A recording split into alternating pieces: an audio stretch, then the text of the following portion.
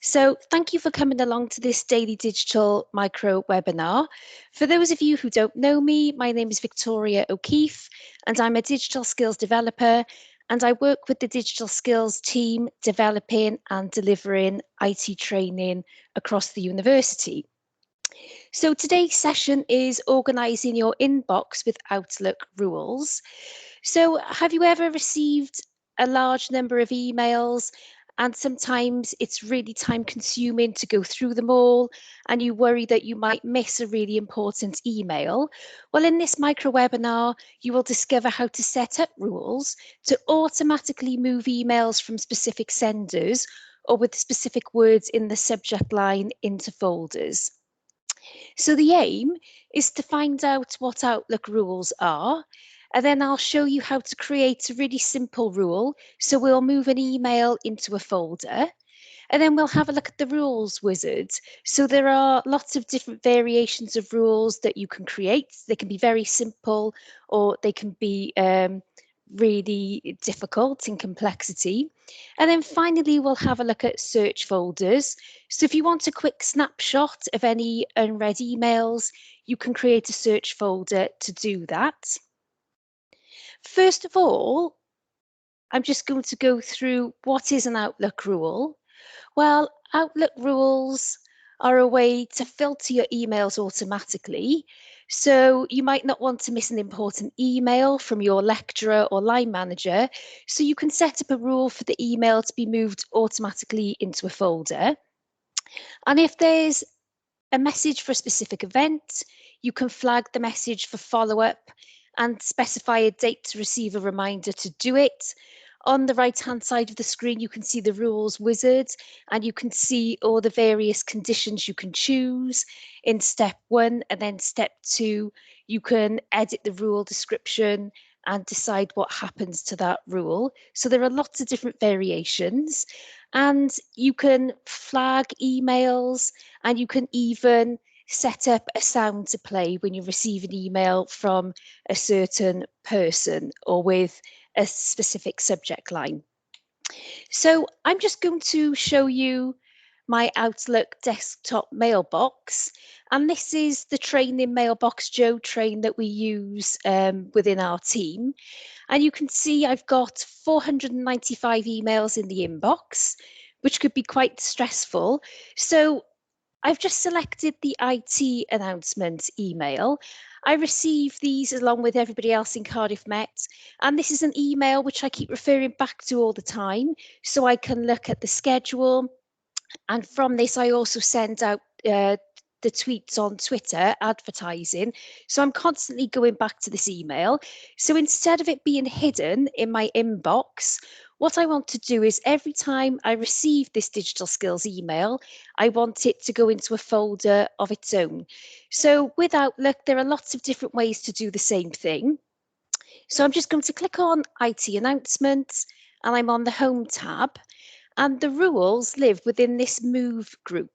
And I can just click on rules and straight away I've got 3 options. So always move messages from IT announcements. So that's the email account this comes from. Always move messages to Cardiff Met staff, or always move messages to Cardiff Met students. So I'm just going to pick the top one. So every time this email arrives, I want it to go into a specific folder. So here's my inbox and all my folders, but I'm going to click on New and I'm going to call it IT Announcements.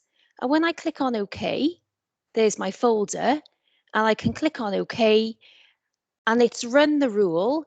And if we look now, underneath my inbox, I have IT Announcements, and it ran that rule. So every email from the IT announcements email address will go directly into this folder. So if I go back to inbox, and when I'm working, I can just look on the left-hand side and here's my IT announcements in that folder. So just to go through that again, I just pick an email, go up to the move group, select rules, and then it will come up with a rule. If I don't want to use that specific rule, I can choose create rule. And I can create a rule And because I clicked on this specific email, it's come up with all the different criteria. So I can decide if I want to create a rule for emails that come from Cardiff Met University on Yammer, or the subject line contains something specific, or who they've been sent to. So if I just choose the top one, and then underneath I've got these options. So I can display in the new window, play a selected sound. So I might want to choose it to play a sound, and I can browse for the sound, or I can move it to a specific folder. So again, I can choose, move the item to folder, select the folder, and choose new if one's not there. And something else I can do is go up to advanced options. And this is where you can really break down and go into detail with what you want the rule to do. So only on this computer, from Cardiff Met University on Yammer, and you can select all the options that you want. You can add specific words. So if you choose a specific word in step 1, then in step 2, you can click on the link, specific words, and you can type in the word and add it to the criteria. And then you just go through next and then finish, and then it will run the rule. So that's another way to create a rule. Something else that you can do is right click on the email, and this menu will appear, and then you have the rules area where you've got the set rule here, or you can create your own rule. At the top, we've also got manage rules and alerts. So from here, you can click on new rule, and these are some pre-existing templates. So you can select step 1, stay organized, and you can move messages from someone to a folder. You can flag messages, stay up to date, and then apply the rules. So you can do it that way. So if I just come out of that. Something else you can do if you've created rules, you can select the rule and you can go up and change it. So edit the rule settings if you want something to change. So they're just the simple ways to create a rule. Something else which I find really useful is this search folders area. So it's at the bottom of the list of my folders in my inbox, but I can also go up to the ribbon and choose new search folder from here. And this is what I use on my Outlook, unread mail. So I just choose unread mail because when I open up Outlook, I just want to see all the unread emails in one folder. So if I click on OK, and then it will work out how many unread emails there are. So you can see there are 740 unread emails. Now, I can just see the unread emails.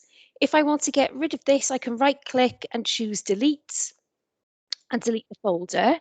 And don't worry, it won't delete the unread emails. It will just delete the virtual folder. So if I click on yes, that's disappeared. I'm just going to go back into my inbox, and I'm just going to flag just a few messages. So I can just click on the flag to flag the messages so I know that I need to do something with them or they're important. And again, I can just right click on the search folder and choose new search folder. And this time choose mail flagged for follow-up. So if I click on OK, and you can see those emails that I just flagged. So instead of going through all the folders and trying to find which emails I flagged, I can just choose my search folder for follow-up, and here they are. So that's a very quick introduction to Outlook rules.